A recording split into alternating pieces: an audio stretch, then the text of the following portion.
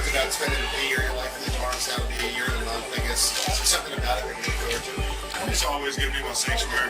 I think St. Joe's got a special place in my heart. And the time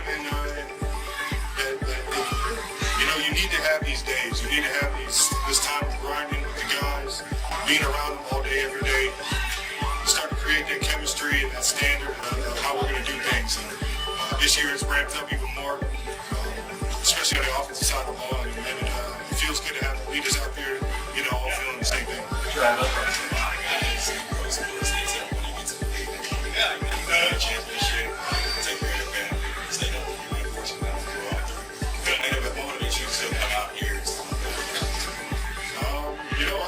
I still got a lot of love for this game.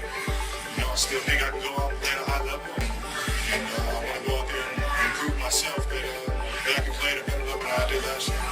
And I think that's probably the biggest thing for me is making sure that I'm accountable for the guys in this room every single play that I'm out there. What makes you change? Year one, I was just trying to make the team, I guess. So I think this year, not only making the team, but trying to figure out how I can bring guys along with me and show them how to play championship football. I think that's a big thing. And then be able to just, enjoy these moments with the guys that I built this culture with. Coach Green and guys like Pat and Chris Jones and George and all this stuff. All aspects of football, man. Being more accountable when the ball's in the air. A few games last year that I felt like I put on myself. Blocking world, being able to get my guys so we can sprint guys for bigger gains. And then on top of that, just being a better leader. When you get stuck in with adversity hitting, who's going to be able to, who's going to want you in that foxhole with you. That's one of those things that I want to be one of those guys that everybody counts on to be there and get us out of that foxhole.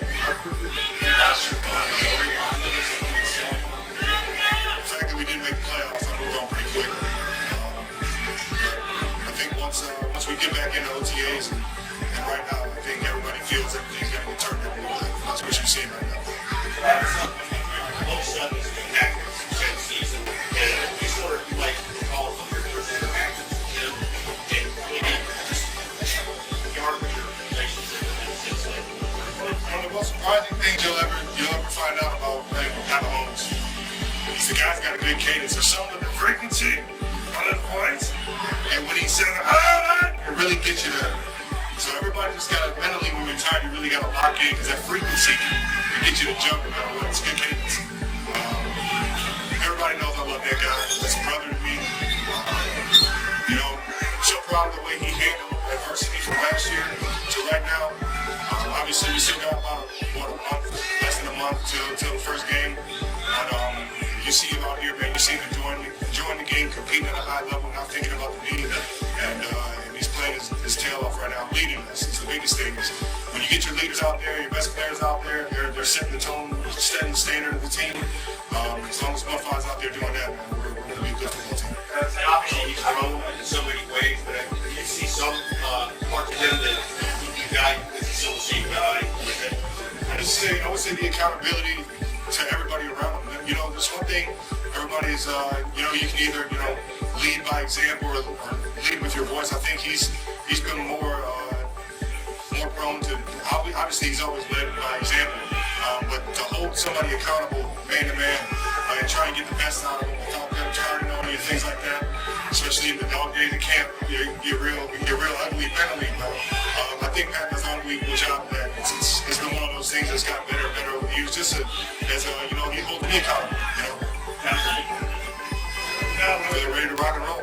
I mean, third day in camp for, I think, 9-day in pads, third day in pads this week. Body feels good. I was able to finish in a strong way, and just trying to make sure I set that example for the guys around me to know that, this is the standard. I have a impression of Ken Walker. Ken Walker's going to be a hell of a ball player for us. If you didn't know that already. He was, he's got every trait you can possibly want in that running back position. And on top of that, his mentality, how smart he is, his physicality, his aggression, and how he runs with the football and just plays the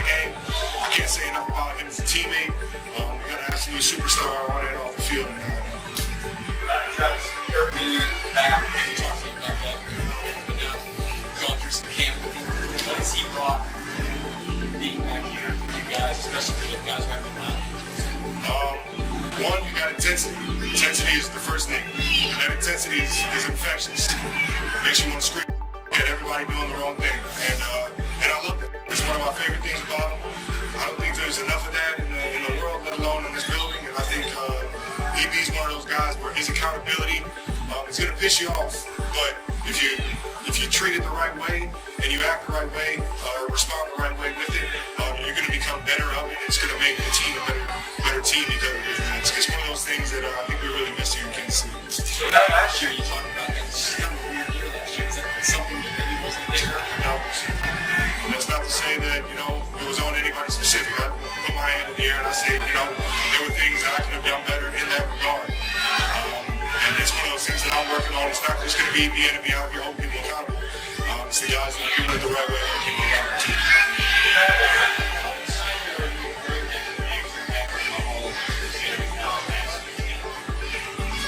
Say it again? How excited are you to bring that connection back to the home, considering how last season ended?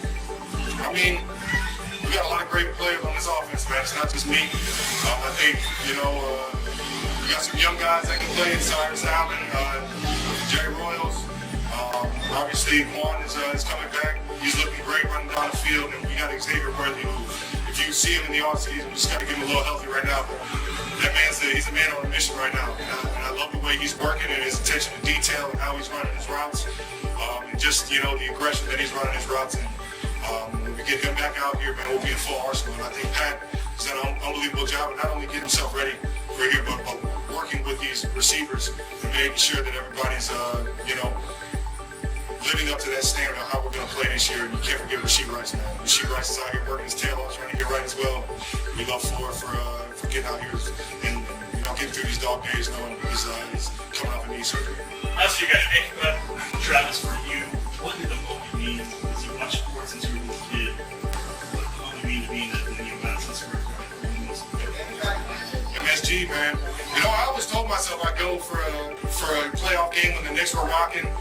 And my wife went when I was stuck in a Trent minicamp, so I didn't get my opportunity to go then. So it's kind of cool to be able to, live out my childhood dream of being in that venue and, the mecca of all sports venues, being able to get married there. Can't thank, the owners of MSG for allowing us to get the opportunity to do that.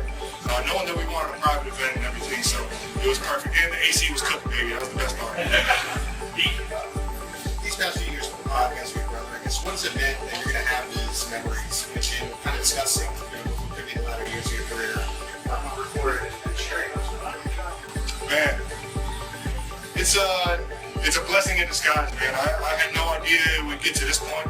There's new heights and how big it's gotten. I'm so fortunate that my brother was on board with being able to do this because it's not only giving us another avenue of way of life, but and a broader audience and things that we want to do off the field, but it's brought us closer and given us a certain amount of time throughout the week that you should just sit down and shoot with your bro. So it's memories I'll never forget.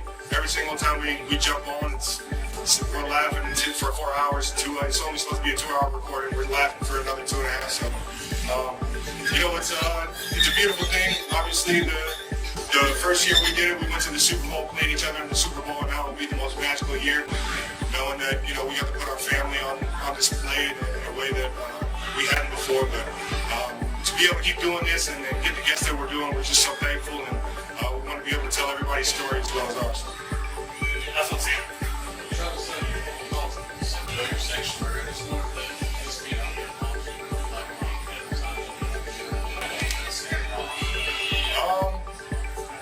I'll tell you what, I like to play the old man and just tell everybody how good we got it. I like to complain about the cat food and driving all the way up here and what the conditioning test used to be to what it is now, and how many plays the long drive drill was back then and now what it is now. Not that ain't just getting soft on us, but it's just a different day and age, man. But it's fun to reflect in those kind of ways, just to shoot and kind of poke fun at the young guys for complaining about how things are and how hard it is to be an NFL football player. The beauty of it all. So, like I said, this place has a special place in my heart. A lot of it is due to the fans coming up here and showing up every single day.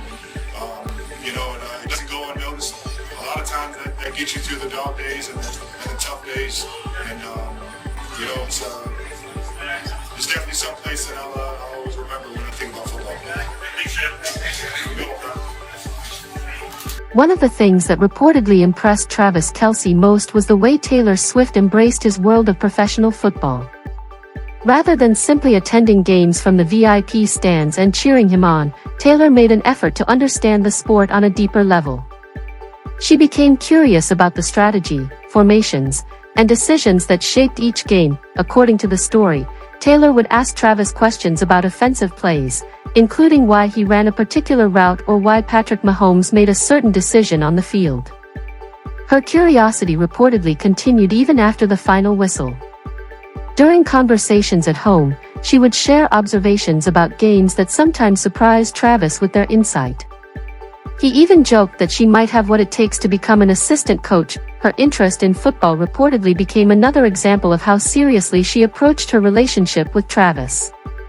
She wasn't simply stepping into the spotlight beside a professional athlete, she was making an effort to understand the pressures, routines, and passions that come with his career. Away from the stadium, the couple's home life reportedly became another important part of their relationship. Taylor has long been known for her love of baking, and the story portrays her as someone who enjoys preparing homemade treats for Travis. Among the favorites mentioned are strawberry and cinnamon pastries, which she could prepare for him to take along to practice, but the kitchen reportedly means more to Taylor than simply preparing sweets. Cooking and sharing meals can become opportunities for family connection, creating a warm and comfortable environment away from the demands of celebrity life. Her relationship with the Kelce family has also reportedly grown stronger. Taylor's bond with Donna Kelce, Travis's mother, has attracted considerable attention from fans. Rather than allowing fame to define their relationship, Taylor is portrayed as someone who values family traditions, personal connections, and genuine time together. Ultimately, the story presents Taylor as more than a superstar supporting her husband from the sidelines. It portrays her as someone who has embraced Travis's football world, created meaningful traditions at home, and developed a close relationship with his family. For fans, that combination of love, curiosity, and family connection is what makes their relationship so captivating.